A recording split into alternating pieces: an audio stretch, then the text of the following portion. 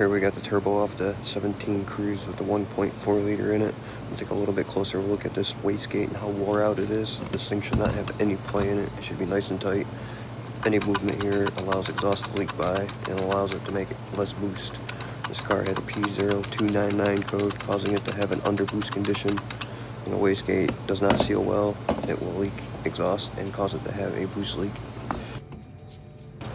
Here's a comparison to the new turbo. This is the OEM GM replacement. It's nice and tight, no play.